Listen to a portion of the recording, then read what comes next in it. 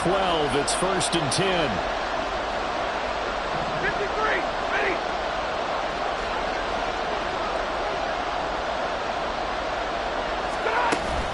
Out of the gun, they run it home. And he'll get this one down to about the 10-yard line. Give him 3 on 1st down. It'll set up a 2nd and 7. Now Stafford.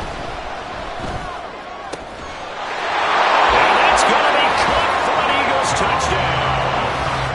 Nico Collins. 2 catches, 2 touchdowns here so far. And the Eagles are an extra point away from evening this one up. Koo able to connect on the extra point, and we are tied at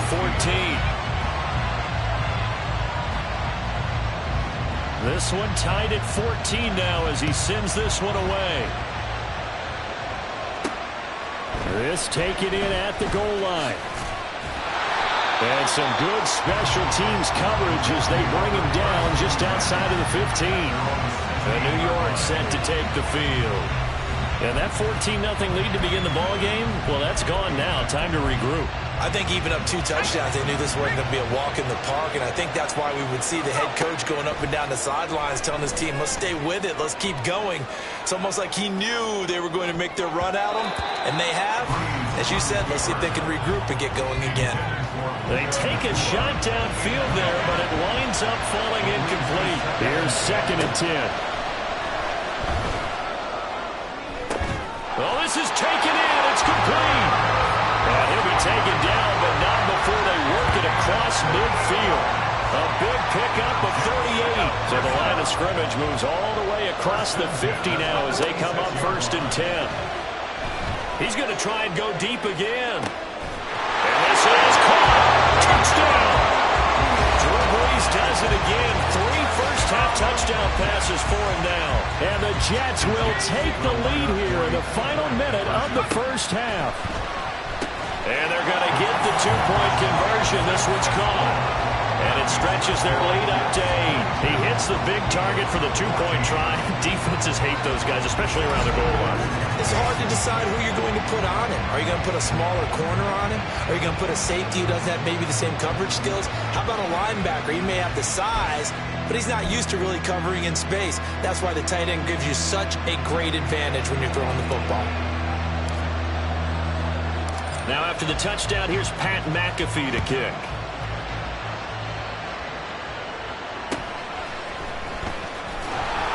And taken down just past the 20 at about the 21-yard line. The Eagles offense going to take over late in this first half. And with just under a minute to go, they might try to think about mounting a drive here if they can and get in the end zone to potentially tie this game up. On a slant, here's Collins. The Eagles hustling to the line, clock rolling. To throw on 2nd down is Stafford. Who dumps this one off here to Hall. And he's going to lose yardage and be backed up to the 25.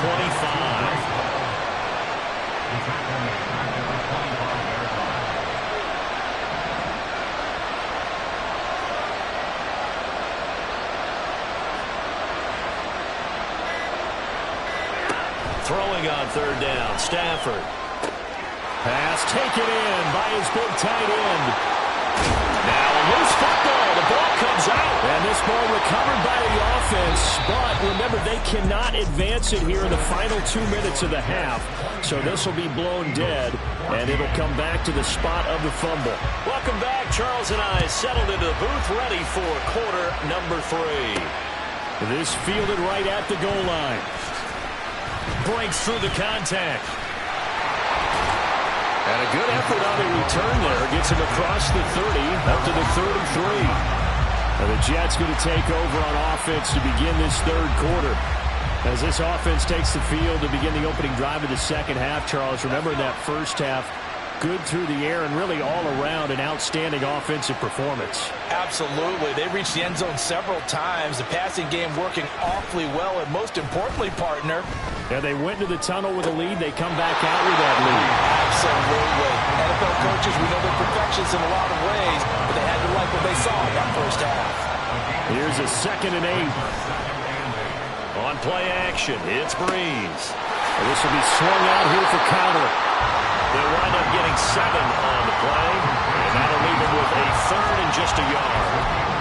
Just in general, Charles, on a play like that, how tough is it for the defense to account for a running back essentially being a receiver downfield? It's very difficult, especially if the running back has skills like a receiver, and you're aware of that before the game even begins. So throughout your practice sessions, you're going to have to be aware of him. Where is he lining up? What can he do? What kind of damage can he do to us downfield? And who can match up with him without weakening our overall defense? You're exactly right. It's a tough task to match up to him. And a hard-earned yard there as he ran through one would-be tackler. It's second down. In my book, that's running the ball well, but with intelligence. How about him keeping the clock moving, staying in bounds? Yeah, even though it's the third quarter, you're thinking ahead, aren't you? This is where your running game can really help you with a lead in the second half. I agree totally. It's not just end-of-the-half situations that you worry about the clock. It's throughout the game. And with a lead, stay in bounds. Make them fight harder to try and catch you. On 1st and 10 is Connor. And very little there. He might have gotten a yard. Yeah, I think he got a yard to the 41. In the first half, he was held in check on the ground, but despite that lack of production, they still have the lead. Yeah, and they've got to feel fortunate about that. If they could actually get production from their lead horse, that would help open up this offense and widen this margin, too. Now left side on the swing pass. Dropped at the 35, but he was able to display the agility there. Oh, I came to my feet on that one. I thought he was getting close to breaking that one big, but in the end, give some credit to the defense, finding a way to get to him and forcing a third down.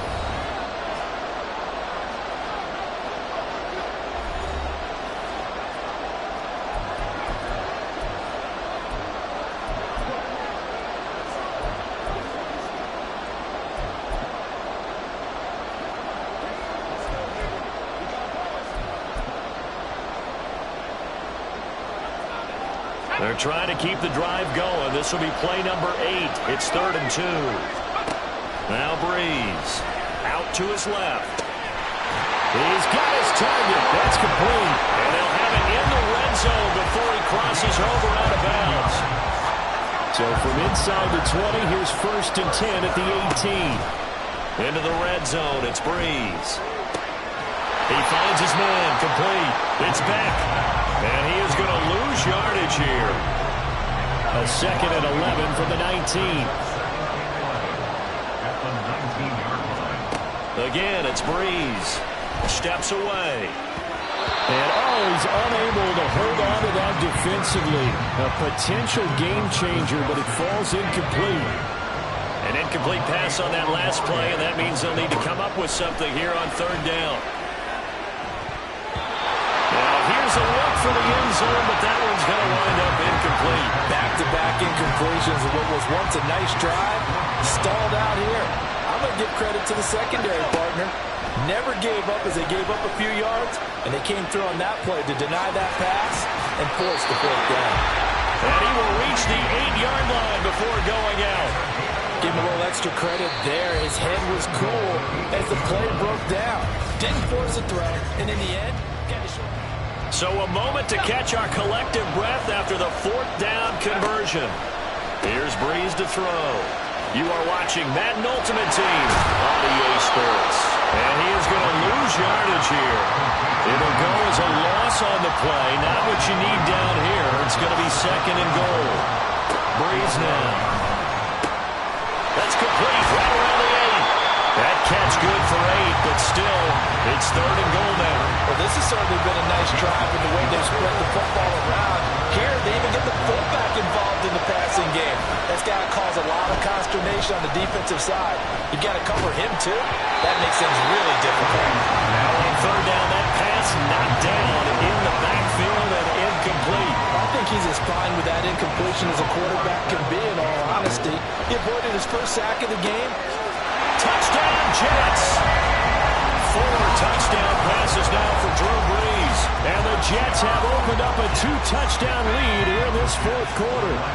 So the Jet offense staying on the field. They're going to go for 2. And he is into the end zone for 2 more as the lead moves up to 16. And with a successful 2-point try, the QB rolling out, I would imagine on the defense that makes it tough. When he goes out, he's got the option to run or pass. Yeah, it really does. If you decide not to bring extra people or extra pressure, maybe you have to have a spy on the quarterback, someone to account for him, because oftentimes That is the unaccounted for player.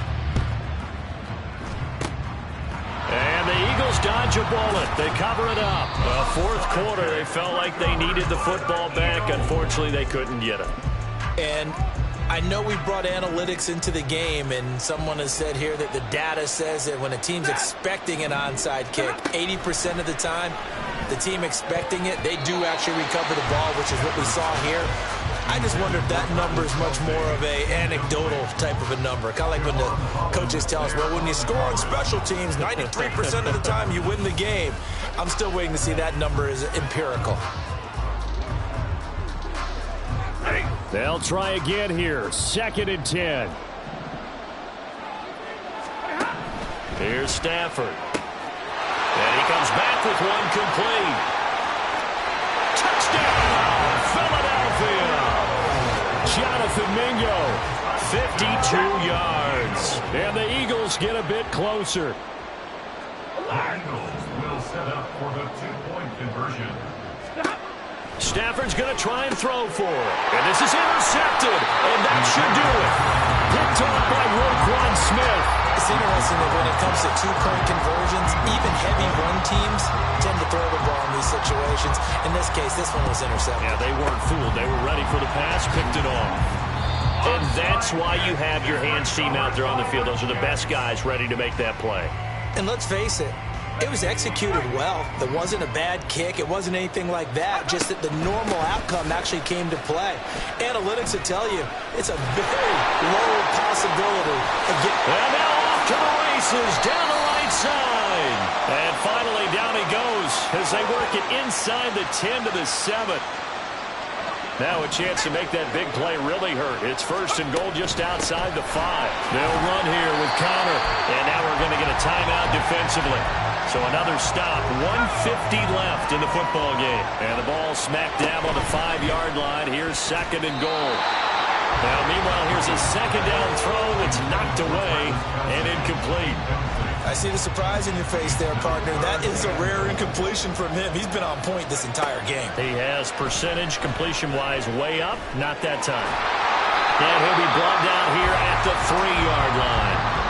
Now the Eagles will use the 2nd of their timeouts as they'll head to the sideline and talk over what to do next.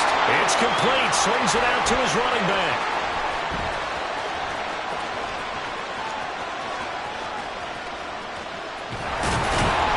He will be brought down well shy of the goal line. They get the completion but cannot push forward into the end zone. And this Eagle defense stands tall down near the goal line. Stafford now to throw. That is caught by Shakir. And down inside the 15 he goes. One timeout at their disposal, but more pressing is the need for 2 scores, obviously. Here's 1st and 10.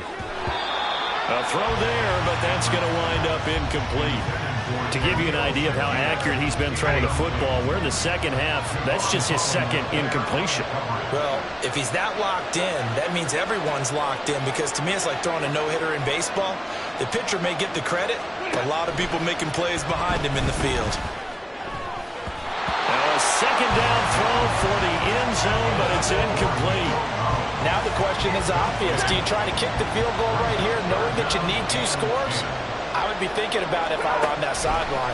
Get the field goal now, try and get the touchdown later. And that is caught, but he will come down out of bounds, says the side judge, incomplete. That means it's just one last chance left, and this has to be a 1st down or a touchdown, or this game's over. Cool knocks this one through the post. And this is back down to a 7-point game. So we're back to a 1-score game, and now you figure we'll likely see an onside kick. Yeah, they've only got the 1 timeout remaining, so I think they've got to take a chance at getting the ball back. And this is going to be recovered by the hands team. And that should just about put a capper on this one. The risk-reward of the onside kick, when you don't get it, the risk comes out to play, and here they gave up great field position. And that's the key to everything, because you're trying your best to press advantages when you have them, and field position leads you to that type of play calling, and whether you want to blitz or whether you want to throw the ball deep, those types of things, now that they've given up that type of field position, the advantage is switched to their opponent. Looking downfield for Kelsey. And this is caught. And he's across for a touchdown. And in the final minute, that should just about seal it. And when a Hail Mary is completed for a touchdown pass like that, I think any defensive coordinator just puts their face right into their hands. I don't think there's any doubt about it, and I don't have stats in front of me. I don't have the empirical numbers that say that in recent years the Hail Mary pass has been completed more than it has been, but it feels that way, doesn't it? And I know the defenses are spending more time on it. I think the biggest mistake they make is that they play everything from behind the receiver. I think they've got to start getting people in front as well to try and knock the ball away.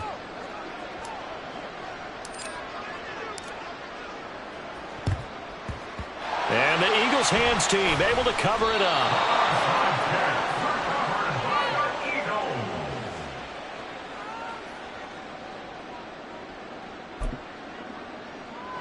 They'll come up 1st and 10 here.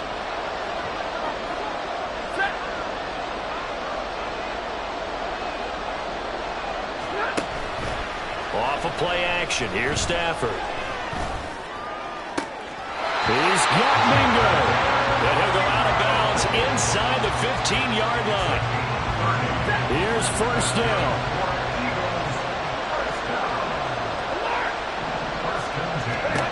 From the red zone now, Stafford. And it's caught. And the Eagles are going to be set up with a 1st and goal on a pass play that moves them all the way down to the 1. Now Stafford. And this is caught. So it's a late touchdown, but maybe too late. Still a little time left on the clock, however. Coming from where they were, they knew this was going to be tough, but they got the touchdown. Now they need the miracle, the onside kick and a little extra. Yeah, and you have to get the onside kick and not have the ball bounce around a lot and eat up time. You want to be able to grab it, possess it, and get your offense out there for what you just termed a miracle last chance. So now with little time remaining, they'll have this and maybe one more play. And now the Jets are going to get this one, and that might be all she wrote. They had to go for it with no timeouts remaining, though now this one's as good as over. They gave it an effort. They tried their best, did everything they could to try and get the ball on the onside kick. You're exactly right. They had to try it. It was their only option. And now this game is done. Just take it, kneel, and call it a day. To throw is Breeze. Steps away to his left. And the defense loses him. It's complete. And he takes it in for the score on the game's final play, so it doesn't affect the outcome. But a little whipped cream on top to their ending. Or as our friends in Bayou Country would say,